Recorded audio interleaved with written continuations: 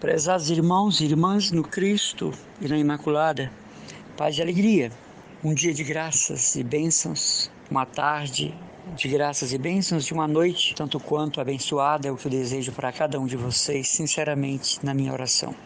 Caríssimos irmãos, irmãs, é inegável que o Padre Libânio é um dos nossos maiores teólogos, que está na galeria dos imortais da teologia católica.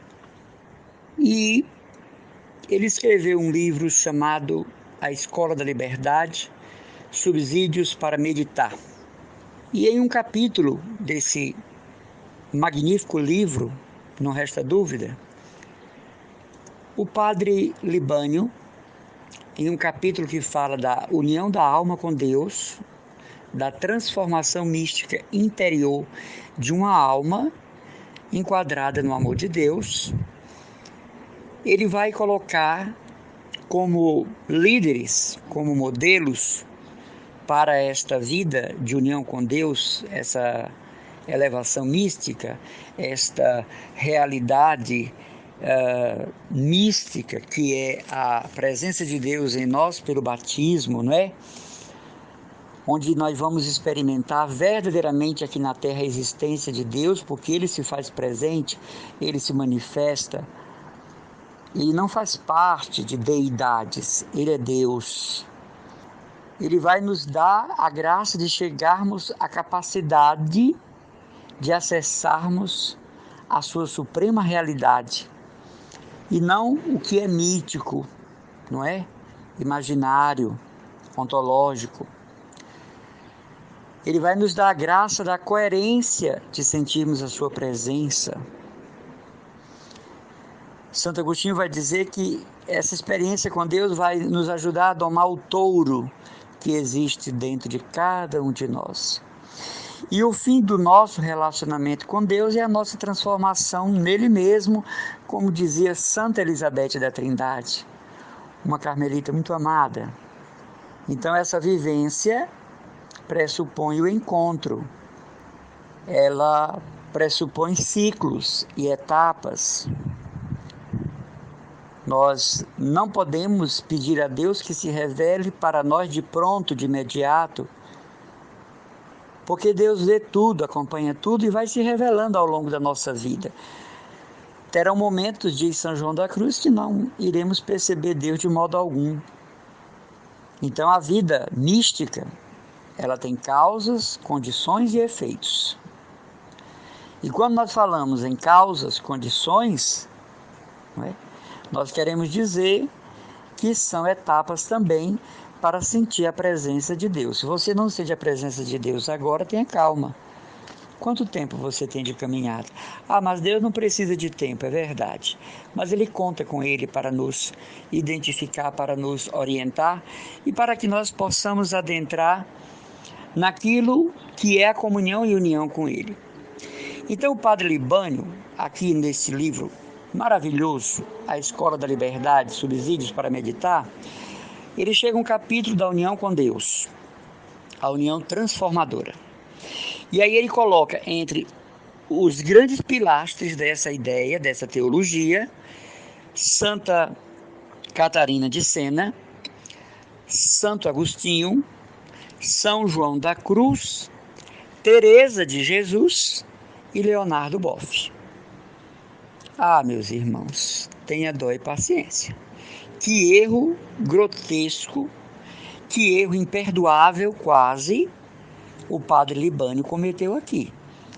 Colocar entre as figuras de Santa Catarina de Sena, Santo Agostinho, São João da Cruz e Teresa de Jesus, Leonardo Boff, como modelo de um condutor de almas, um homem que apostatou da fé, um homem que apostatou do sacerdócio, que dividiu a igreja com Martinho Lutero, com a sua teoria da libertação, porque não podemos chamar isso de teologia, ser colocado como um pai de espiritualidade, um mentor, um guia, alguém que dá coordenadas para que você siga no caminho da união com Deus, compará-lo a Teresa de Ávila, a Santa Catarina de Sena, a Santo Agostinho, São João da Cruz, a São Francisco de Sales, a Santa Joana Francisca de Chantal, a São Bento, a Santa Escolástica, a São Beda, a Santo Antão. É demais. Leonardo Boff, enquanto frade franciscano e sacerdote, ele tem o seu valor por conta dos livros que escreveu. Eu mesmo me recordo de um livro que ele escreveu sobre São Francisco, que me marcou até hoje.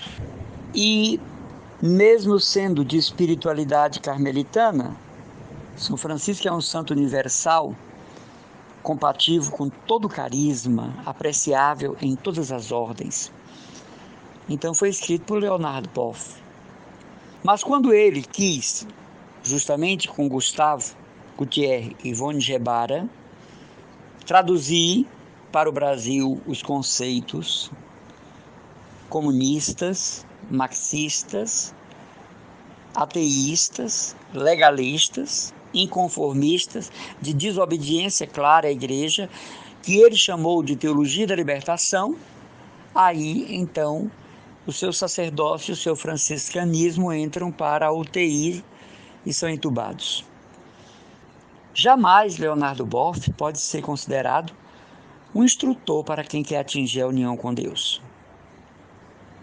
Jamais Leonardo Boff pode ser considerado um guia para principiantes. Jamais Leonardo Boff pode ser considerado um pai, um maitreya, um instrutor, um condutor de almas, uma ilustração viva do que seja contemplação, porque hoje é um homem multifacetário. Hoje ele é um homem do cosmo, do sideral, inclusive casado com uma mãe de santo, talvez para atingir a igreja. E o que eu quero dizer com isso é que, se você e eu temos uma fé esclarecida, até mesmo insignes autores como o Padre Libânio, nós devemos peneirar no coador da fé. Até mesmo autores lúcidos como o Padre Libânio nós devemos ter cuidado, porque aqui devagarinho ele quis colocar Leonardo Boff, sabe, ao lado de Teresa de Jesus, São João da Cruz, Santa Catarina de Sena, São Francisco de Sales, Santo Agostinho, Santa Joana Francisca de Chantal, não é? Santa Mectildes, Santa Verônica Giuliani. E não dá para você comparar esses santos em sua composição teológica, mística e espiritual com um desavisado espiritual que é Leonardo Boff. A igreja, dentro da igreja, ainda tem muitos seguidores dele. Muitos padres, religiosas, bispos, cardeais, arcebispos. Existe ainda convite para que ele ministre seminários, para que ele pregue retiros para o clero. Mas existe também essa tolerância do Papa Francisco para com ele, e então acaba sendo uma questão pessoal não aceitá-lo, um direito pessoal não aceitá-lo. O que me causou impacto foi um homem da envergadura, da categoria, digamos assim, do quilate do Padre Libânio, chamar Leonardo Boff de um místico e compará-lo a Teresa d'Ávila, a São João da Cruz. Teresa de Jesus está anos-luz de Leonardo Boff. São João da Cruz e Santa Catarina de Sena estão anos-luz de tal figura que dividiu a igreja até hoje. Você não pode negar que a igreja no Brasil está dividida entre partidários da teoria da libertação e não partidários. Hoje a igreja tem assim como se fosse uma torta e tem várias fatias, conservadores, os predadores, os fanáticos, os desobedientes, os multifacetários, os iluministas atuais, aqueles que romanceiam a fé, digamos assim, os turistas do catolicismo que passam um tempo aqui e vão embora para outras religiões, os fanáticos, aqueles que são predadores da fé justamente por serem do fanatismo. Mas uma grande faceta da teoria da libertação, que eu não chamaria de teologia, ainda está presente nos padres, nas celebrações, nos encontros. e causa a nós, filhos da igreja, pelo menos queremos ser, repugnância, seus rituais, seus cânticos, suas liturgias, porque por detrás esconde toda uma vida desmantelada diante de Deus da igreja. Dificilmente você vai encontrar uma religiosa, um sacerdote, adepto da teologia da libertação, fiel aos seus compromissos religiosos. Dificilmente. Não é um anel de tucum no dedo que diz que você tem compromisso com o povo. É até fácil, vende nas livrarias católicas. Mas é a prática, a praxis. Então, o meu chamado de atenção aqui hoje é para o cuidado com certos autores. Se o padre Libânio cometeu esse deslize, também você pode pegar um padre da Renovação Carismática, de uma nova comunidade dessa, um padre Marcelo da Vida, um padre Fábio de Melo da Vida. Você pode pegar um padre Christian Shankar dizendo coisas que não estão em sintonia com a doutrina da igreja. E aí você tem que coar, peneirar, tirar e ficar com o que é bom, porque eles têm coisas boas. Não é? Recentemente, padre Fábio de Melo, no programa da Globo, estava a cantora Ludmilla, que é lésbica assumida, né? E de repente, de propósito, o Luciano Huck direciona ao padre Fábio de Melo a questão da vida sexual da Ludmilla. E ele, para agradar a cantora e ganhar pontos e dinheiro com a Globo, ele vai dizer que cada um viva a sua vida como quiser, que o importante é ser feliz, que o importante é se realizar, que o importante é estar bem na escolha de vida que você fez, e que ninguém tem nada a ver com a vida sua. E ele é um sacerdote, seguido por milhões de pessoas. Então, para agradar a cantora Ludmilla, que é lésbica, e o Santo Padre acaba de dizer que isto é pecado, e ele está sendo bombardeado mais do que a Ucrânia, o padre Fábio de Melo se rebaixa, e você já sabe o que acontece com quem muito se baixa, né? Mas para agradar a cantora, a comunidade LGBT, para ganhar dinheiro na Globo, ele trai os conceitos fundamentais da fé. Ele poderia ter falado que ela está usando o seu livre-arbítrio, mas não dizer que, se ela está feliz, que continue. O importante é ser feliz, não importa de que forma. Então, muita atenção, meus irmãos, com os autores que nós lemos. Eu gosto muito dos livros, acho que vocês não conhecem, mas alguns devem conhecer, porque não é da época de vocês. Mas, por exemplo, o irmão Rogério, prior de Taizé. Taizé é uma comunidade ecumênica na França, que reúne pessoas de várias religiões para rezar em torno da figura de Cristo. E ele tem um livro chamado Luta e Contemplação, que foi publicado pelas edições paulinas. Eu era noviço nessa época, não é?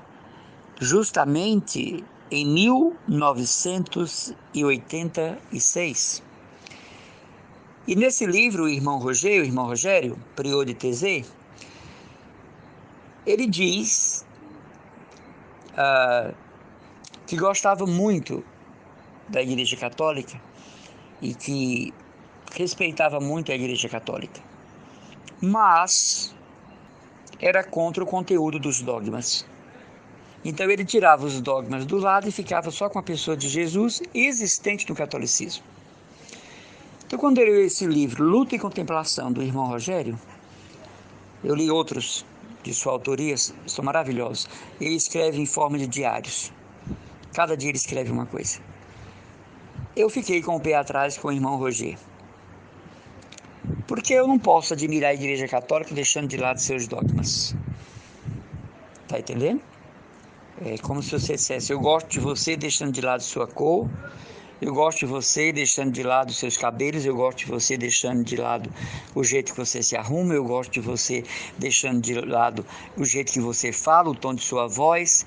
Ou a gente é uma pessoa no todo, e porque é o todo, ou a gente não ama. Então, amados irmãos, cuidado e prudência com certas leituras. Esta aqui, do Padre Libânio, repito, de reverente lembrança, um teólogo ímpar, de comparar Leonardo Boff a Teresa de Jesus, que foi uma grande mulher, uma grande mística espanhola, fundadora das Carmelitas. Vocês têm notado que ultimamente tenho falado muito em Teresa de Jesus, né? Porque ela é uma mulher do hoje. Ela é uma mulher do agora. Teresa de Jesus está muito na linha das grandes santas da igreja. Ela é uma mulher muito virtuosa. Mas querer comparar Leonardo Boff a ela, e a São João da Cruz e a Santa Catarina de Sena, tenha dó e paciência. Eu tenho o direito de discordar disso. Não sou obrigado a aceitar isso, porque isso não é dogma. Entendeu? Então eu fiquei muito abalado. Eu estava lendo o livro, né, pausadamente, e cheguei nesse capítulo da união transformadora, da oração de união com Deus. E o Padre Libânio nos coloca Leonardo Boff como modelo de grande místico do hoje.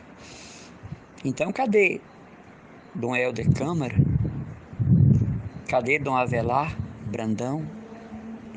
Onde é que está Dona Zilda Arnes, irmã Dulce? Onde está Beata Lindalva? Onde estão os grandes místicos, como o Frei Inácio Larranaga, como a irmã Maria Celeste? Aqueles e aquelas que são instrumentos de Deus para nós, como Dona Rosita Paiva.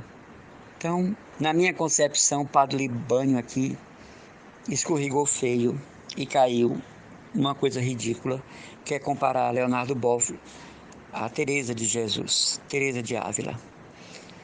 Quando você for ler um livro católico, preste bem atenção, procure ver notas sobre o autor. Quem é? Graduou-se no quê? Trabalha onde? Que expressão pastoral representa? E não leia. Se for algo divisor, se for algo que tira a seriedade do Evangelho, do ser igreja. Eu vou continuar lendo o livro do Padre Libânio, como eu lhe disse, maravilhosos capítulos, não é? Mas essa parte aqui eu vou eliminar da minha admiração, porque não dá para aceitar Leonardo Boff como um mestre da vida contemplativa. É demais, né? É demais. É mesmo que chamar, por exemplo, Hitler de o pai dos pobres. Então não dá para admirar Leonardo Boff. Que Deus nos ilumine e nos guarde, nos faça ser católicos, como pede e manda a nossa Santa Amada Igreja. Sem fanatismo, sem relativismo, mas com objetividade. Sem objetividade não dá. Principalmente com a situação atual da igreja. A situação ética, moral, religiosa, social e política da igreja. Se você não tiver uma base solidificada, você vai à deriva. Já dizia Santo Agostinho, nenhum vento ajuda um barco sem direção. E uma grande carmelita, Santa Teresa Benedita da Cruz, filha de Teresa de Jesus, filha de Teresa de Ávila, Santa Teresa Benedita da Cruz, ela diz, o Espírito Santo não sabe o que fazer com almas indecisas. Vou repetir para você. O Espírito Santo não sabe o que fazer com almas indecisas. Para Santa Teresa Benedita da Cruz, a grande doutora Edith Stein, o que é uma alma indecisa? Que não conhece o próprio caminho de espiritualidade, que não se encontrou, não é? O Espírito Santo não sabe o que fazer. Um abraço, as orações, bom fim de semana do irmão Emanuel Maria, consagrado que sou da comunidade católica mariana, Christus Dominus da paróquia de Santa Luzia no Meireles e da Casa Mãe na Aerolândia.